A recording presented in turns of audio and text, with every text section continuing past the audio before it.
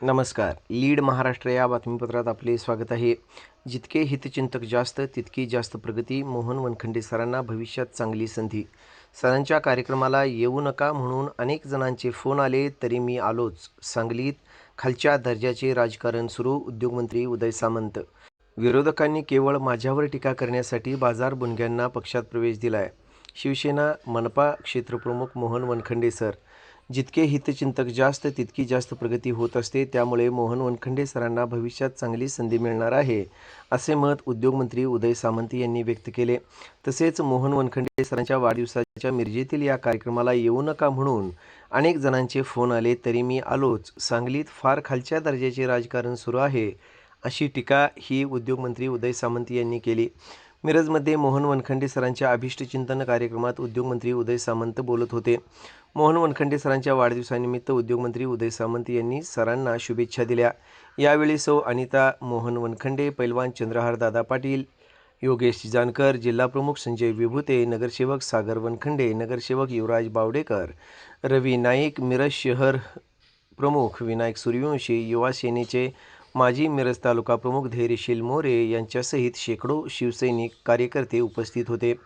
यावेळी बेडगचे माजी सरपंच प्रकाश नानावाळेकर, अखिल महाराष्ट्र नंदीवाले समाजाचे अध्यक्ष मारुती पाटील, राष्ट्रवादीच्या अल्पसंख्याक जिल्हाध्यक्षा वंदना चंदनशिवे, मानमोडीचे माजी उपसरपंच प्रकाश साळुंखे, प्रवीण साळुंखे, हैदर पठाण, भाजपा वैद्यकीय आघाडीचे उपाध्यक्ष डॉक्टर अमोल कोळी, नूतन मोठे, सुनीता काळे, जुबेदा भाभी मुजावर, शांताबाई मनोहर कांबळे, अश्विनी राहुल कांबळे यांच्यासहित शेकडो कार्यकर्त्यांनी शिवसेनेत प्रवेश केला. विरोधकांना केवळ माझ्यावर टीका करण्यासाठी बाजार बुणग्यांना पक्षात प्रवेश दिलाय, अशी टीका शिवसेना नेते मोहन वनखंडे सर यांनी केली. ते पुढे म्हणाले, दुसऱ्याला टीका करायला सांगण्यापेक्षा थेट माझ्यावर तुम्ही टीका करा. मी पण टीकेला उत्तर द्यायला समर्थ आहे. मी जर तोंड उघडले तर मग अवघड होईल, असा इशारा शिवसेना नेते मोहन वनखंडे सर यांनी दिला. मला राजकारणातून संपवण्यासाठी आणि मला अडकवण्यासाठी अनेकांनी प्रयत्न केले, पण मी मिरजेच्या मातीत तयार झालेला पैलवान आहे. मी कुणाच्याही हाताला लागणार नाही, असेही मोहन वनखंडे सर यांनी सांगितले.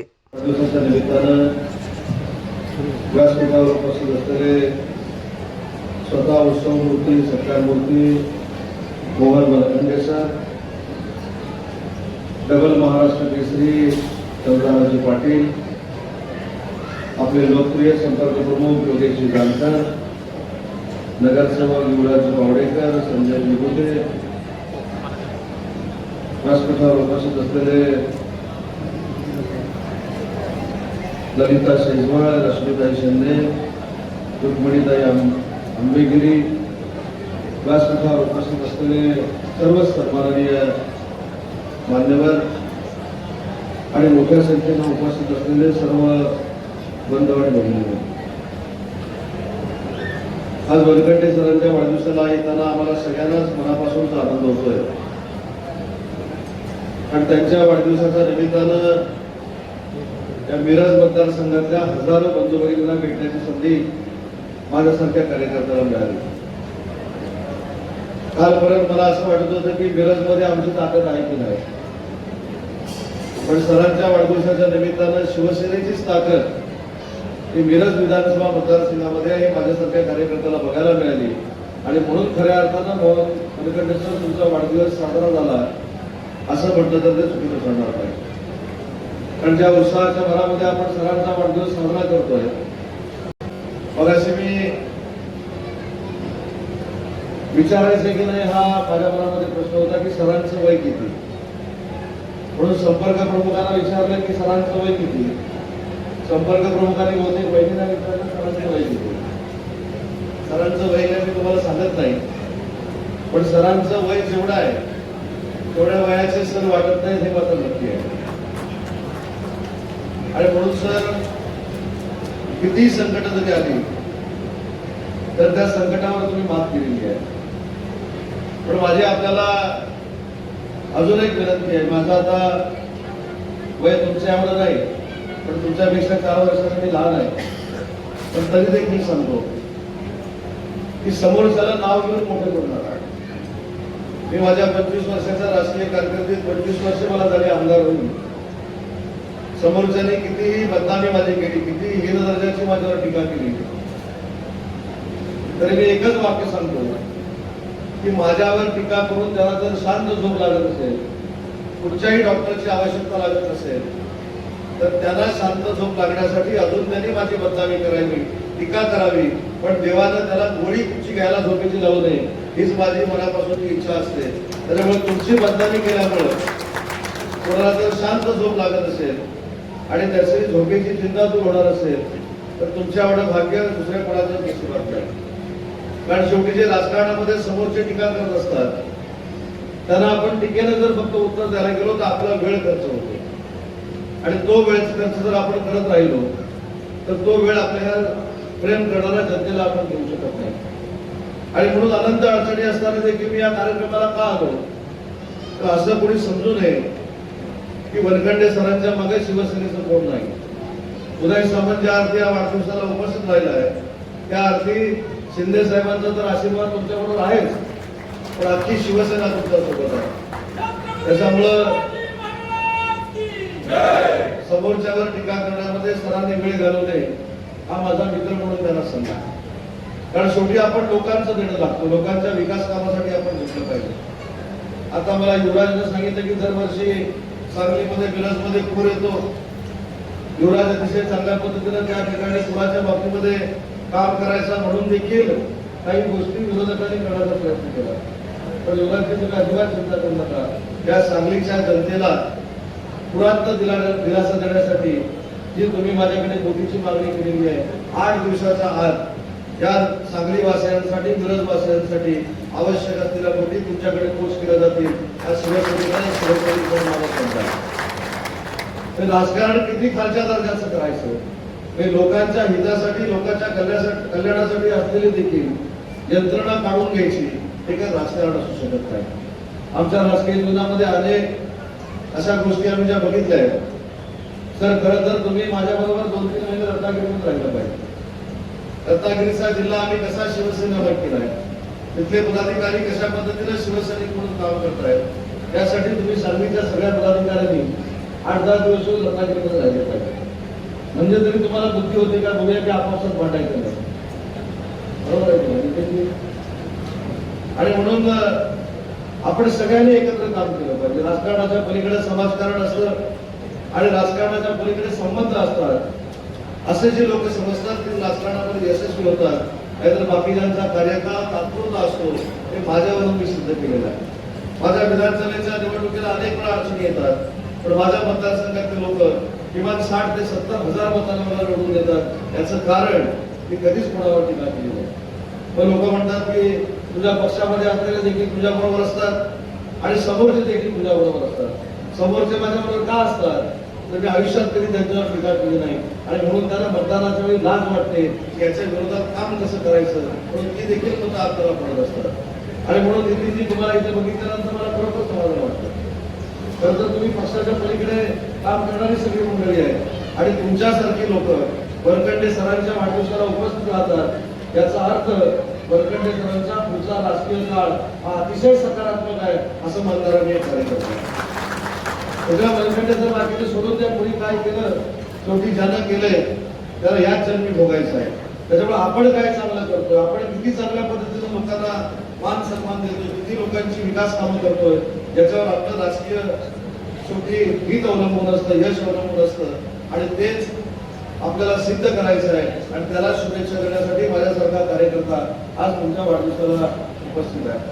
मी देखील येताना मला अनेकांनी सांगितलं लोक किती हितचिंतक असतात बघा. आयुष्यात मला फोन न करणारे मला फोन करत होते, त्याच्यासाठी वनखंडे सरांच्या वाढदिवसाला जायचं का. ते म्हणजे एकदा मी ठरवलंय, मी ठरवायच्या अगोदर विचार करतो आणि एकदा ठरवलं की मला कोणाचाही बाप होऊ शकत नाही. किती फोन आले म्हणजे तुमचे हितचिंतक किती आहेत बघा. बरोबर आहे की नाही. जेवढे हितचिंतक तेवढा राजकीय प्रवास आपला चांगला. जर आपल्याला असे हितचिंतक करत असतील तर आपण कुठेतरी चुकतो असं समजायचं. काही लोकांनी जर सरळ जायचं आपल्याला ठरवलं आणि आपण एकदम सरळ चालायला लागलो आणि आपल्याला कोणी टीकाच केली नाही तर आपण समजायचं आपण कुठेतरी चुकतो. म्हणजे मी बेळगावमध्ये होतो, माझी पत्रकार परिषद चालू होती आणि माझा नंबर सगळ्यांनाच माहिती आहे. म्हणून एक मेसेज आला मला साहेब अर्जंट तुमच्यावर बोलायचं आहे. आता सहसा अर्जंट बोलायचं आहे म्हटल्यानंतर मी माझं काम झाल्यानंतर त्याला फोन लावतो. तर मी त्याला फोन लावला, तुझं काय काम आहे? तर म्हणजे सांगलीला येत आहे का? तर म्हटलं हो. साहेब सगळे कार्यक्रम करा, पण वनखंडे सरांच्या कार्यक्रमाला जाऊ नका. किती चांगलं इंग्लिश आहे. पण एकाला फोन केला असतं ठीक आहे. हे सर बघा, तुमच्या विरोधामधली यंत्रणा कशा पद्धतीने शिवसेनेच्या मंत्र्यांना देखील थांबवण्याचा प्रयत्न करते, पण मी थांबलो नाही. ज्या माणसानं पक्षासाठी हाल अपेष्टा सहन केलेला आहे, ज्यांनी एकनाथ शिंदे साहेबांसाठी हाल अपेष्टा सहन केलेला आहे, ज्यांनी शिवसेना वाढवण्यासाठी हाल अपेष्टा सहन केलेल्या आहेत, त्याला समजवायचं असेल तर आम्ही 4 भिंतीमध्ये समजू, पण त्याच्या उत्सव सोहळ्यामध्ये जाणं हे शिवसैनिक म्हणून माझं कर्तव्य आहे, म्हणून या कार्यक्रमाला उपस्थित आहे. आणि जसं मगाशी मी सांगितलं, या मिरज विधानसभा मतदारसंघामध्ये आमचं काहीच नाही असं कालपर्यंत आम्हाला वाटलं होतं, परंतु या वाढदिवसाच्या निमित्तानं मला कळलं जे काय आहे ते शिवसेनेचंच आहे, बाकी कोणाचंच काही नाही. सगळं जोरात कामाला लागा, अतिशय चांगल्या पद्धतीनं काम करा. युवराजला आणि सागरला देखील मला महत्वाची गोष्ट सांगायची आहे की तुम्ही 2 लोक निवडून आले. अजिबात कमीपणा मानायची इच्छा नाही. आपल्या मित्र पक्षाचे देखील 2च खासदार निवडून आले, बरोबर ना? 2 खासदार निवडून येऊन त्यांच्या कार्यकर्त्यांनी मेहनत केली म्हणून त्यांनी केंद्र सरकार ताब्यात घेतलं. तुम्ही दोघांनी एवढी मेहनत करा की भविष्यातील महानगरपालिका ही शिवसेनेच्या ताब्यामध्ये आली पाहिजे. सगळ्या लोकांना विश्वासात घ्या, लोकांना विश्वास द्या की शिवसेना तुमचं चांगलं काम करू शकते, शिवसेना तुमच्या अडीअडचणीला उपयुक्त पडू शकते. म्हणून 2चे 20 आणि 20चे 40 करण्याची ताकद तुमच्या दोघांमध्ये आहे, याची माझ्यासारख्या कार्यकर्त्याला कल्पना आहे. आणि म्हणून काही काळजी करण्याचं कारण नाही. मी तर अगदी अभिमानानं सांगतो, मी ज्यावेळी पहिल्यांदा विधानसभेची निवडणूक लढलो तेव्हा माझा एकही पंचायत समितीचा सदस्य नव्हता, एकही नगरसेवक नव्हता आणि एकही ग्रामपंचायतीचा सरपंच नव्हता. पण आज माझ्या रत्नागिरीमध्ये येऊन जर बघितलं तर 56 पैकी 50 जिल्हा परिषदेचे सदस्य हे शिवसेनेचे आहेत, 9च्या 9 तालुक्याचे सभापती हे शिवसेनेचे आहेत, 9च्या 9 शहरांचे नगराध्यक्ष हे शिवसेनेचे आहेत, आणि माझ्या मतदारसंघातल्या 116 पैकी 118 ग्रामपंचायती शिवसेनेच्या आहेत. त्याच्यामुळे लोकांनी जर ठरवलं तर लोक भरभरून देतात. फक्त लोकांपर्यंत आपण पोहोचलं पाहिजे, लोकांचा विश्वास संपादन केला पाहिजे आणि आयुष्यभर नम्र राहिलं पाहिजे. नम्र तुम्ही राहिला की तुम्हाला काहीच कमी पडत नाही. पण तुम्ही छाती पुढे काढून करायला लागले की लोक तुम्हाला 5 वर्षानंतर परत घरी पाठवतात. त्याच्यामुळे समोरच्यांची ही वेळ आता आलेली आहे, आणि ती वेळ आपण जर घ्यायची असेल, आपण जर सत्तेवर यायचं असेल तर आपल्यातला नम्रता आणि आपल्यातला स्नेहभाव हा आपण कधी विसरता कामा नये. हा माझा 25 वर्षाच्या आमदारकीचा अनुभव आहे. आज मी कमी वयामध्ये आमदार झालो, 4 वेळा मंत्री राहिलो, एकदा महामंडळाचा अध्यक्ष राहिलो, एकदा पंचायत राज कमिटीचा अध्यक्ष राहिलो. मला कधी राजकारणामध्ये काही कमी पडलं नाही. याचं कारण माझी नाळ जी लोकांची होती ती मी कधी तोडली नाही. आजही मंत्री असलो, महाराष्ट्रात फिरत असलो तरी 2 दिवस आठवड्यातले काही करून मी माझ्या मतदारसंघामध्ये असतो, लोकांमध्ये असतो, लोकांची चर्चा करतो. एक वेळ त्यांचं रस्त्याचं काम होत नाही, एक वेळ त्यांच्या पाण्याचं काम होत नाही, पण माझ्याशी बोलल्यानंतर, माझ्याशी संवाद केल्यानंतर मंत्री आमच्याशी बोलतो, एवढा आनंद त्यांच्या चेहऱ्यावर दिसतो. आणि म्हणून लोकांशी असलेला संपर्क हा आपला कधी तुटता कामा नये, याची दक्षता देखील सर आपण सगळ्यांनी घेतली पाहिजे. पंचायत समितीच्या निवडणुकीला काय झालं, जिल्हा परिषदेच्या निवडणुकीला काय झालं, कोण सभापती झालं, कोण उपसभापती झालं, याच्यापेक्षा पुढच्या सगळ्या पंचायत समित्या या शिवसेनेच्या असल्या पाहिजेत, जिल्हा परिषदेचे सगळे सदस्य शिवसेनेचे असले पाहिजेत. या शुभेच्छा आपण सगळ्यांनी वनखंडे सरांना दिल्या पाहिजेत आणि सर तुम्ही देखील संकल्प केला पाहिजे. आता जे काय आपल्याला करायचं आहे ते शिवसेनेच्या धनुष्यबाणासाठी करायचं आहे, आणि ग्रामपंचायतीपासून, सोसायटीपासून ते आमदारकीपर्यंत फक्त आणि फक्त धनुष्यबाण चालला पाहिजे. यासाठी देखील तुम्ही प्रयत्न करणार. हा संकल्प हजारो लोकांच्या समोर जर आज तुम्ही केला तर हीच लोक तुम्हाला भरभरून देतील, हा विश्वास मलाच नाही, व्यासपीठावरच्या सगळ्या मंडळीला. खरं तर तुमच्या बरोबर चंद्रहार पाटील बसलेले आहे. म्हणजे मला मध्ये कुठेतरी सांगितलं की डबल महाराष्ट्र केसरी, 3ऱ्यांदा जरी प्रयत्न केला असता तरी ते महाराष्ट्र केसरी झाले असते. बरोबर, तुम्ही प्रयत्न केला ते आमची चूक आहे, तुमची चूक आहे. अशी वनखंडे जर तुम्ही चूक करू नका. लोक तुमच्यावर प्रेम करत असतात, लोक तुम्हाला सहकार्य करत असतात, लोक तुम्हाला आशीर्वाद द्यायला तयार असतात, पण तुम्ही घेतलेल्या ह्या भूमिका लोकांना जर पटणाऱ्या असतील तर लोक 100% तुम्हाला डोक्यावर उचलून देतात. हे देखील उदाहरण महाराष्ट्राच्या अनेक मतदारसंघामध्ये तुम्ही बघितलेलं आहे. आणि म्हणून जास्त वेळ न घेता भविष्याच्या कारकिर्दीमध्ये तुमच्या मनामध्ये असलेल्या इच्छा, तुमच्या कुटुंबाच्या मनामध्ये असलेल्या इच्छा या परमेश्वराला पूर्ण कराव्यात हीच परमेश्वरासाठी प्रार्थना करतो. आणि वहिनींचा देखील उद्या वाढदिवस आहे, त्यांना देखील वाढदिवसाच्या शुभेच्छा देतो. आज ज्यांचे वाढदिवस वरखंडे सरांच्या सोबत साजरे झाले त्यांना देखील शुभेच्छा देतो. आणि वरखंडे सर, तुम्ही लकी आहात. आज तारीख किती आहे? 31 मे. 1 जून जर तुमची तारीख असती तर ह्याच्यातल्या निम्म्या लोकांचा तुम्हाला सत्कार करावा लागला.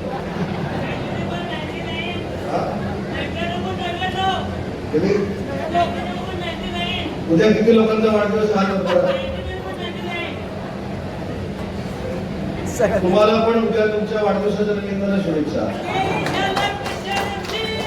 त्याच्यामुळं 31 तारीख हा कमी खर्चाचा तुमचा वाढदिवस आहे.